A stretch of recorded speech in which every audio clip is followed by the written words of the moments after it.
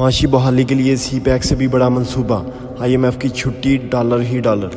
شہباز شریف کی حکومت نے نیا پلان متعارف کروا دیا، آرمی چیف کی حمایت، پوری دنیا اس پروجیکٹ پر حیران و پریشان۔ حکومت نے پاکستان کا مستقبل بدلنے کا فیصلہ کر لیا، غیر ملکی سرمایہ کاری کو فروغ دینے اور اسی کے راستے میں رکاوٹیں دور کرنے کے لیے اسپیشل انویسٹمنٹ فیسیلیٹیشن کونسل کا قیام عمل میں لایا گیا۔ اس منصوبے سے آنے والے کچھ سالوں میں پاکستان $1 ٹریلین کی معیشت بن جائے گا۔ اس قائم کردہ کونسل کے پہلے اجلاس میں چیف آف آرمی اسٹاف، وزراء اعلیٰ، وفاقی وزیر اور صوبائی وزراء اور اعلیٰ سرکاری حکام شریک ہوئے۔ منصوبے کے تحت زراعت، لائف اسٹاک، معدنیات، کانکنی، انفارمیشن ٹیکنالوجی، توانائی اور زرعی پیداوار جیسے شعبوں میں سرمایہ کاری کی جائے گی۔ منصوبے کے تحت ان شعبوں میں اندرونی اور بیرونی سرمایہ کاری بڑھائی جائے گی۔ چاہے کوئی حکومت آئے، اس پلان میں رد و بدل نہیں کیا جائے گا۔ بنائی گئی کونسل سرمایہ کاروں اور سرمایہ کاری میں سہولت کے لیے سنگل ونڈو کی سہولت کا کردار ادا کرے گی۔ طویل اور دقت کا باعث بننے والے دفتر سے جان چھوٹے گی۔ اجلاس کی شرکت سے خطاب کرتے ہوئے چیف آف آرمی اسٹاف سید اعظم منیر نے یقین دہانی کرائی کہ معاشی بحالی کے حکومتی پلان پر عمل درآمد کی کوششوں کی پاکستان آرمی بھرپور حمایت کرے گی اور اقوام عالم میں پاکستان اپنا کھویا ہوا مقام دوبارہ حاصل کرے گا۔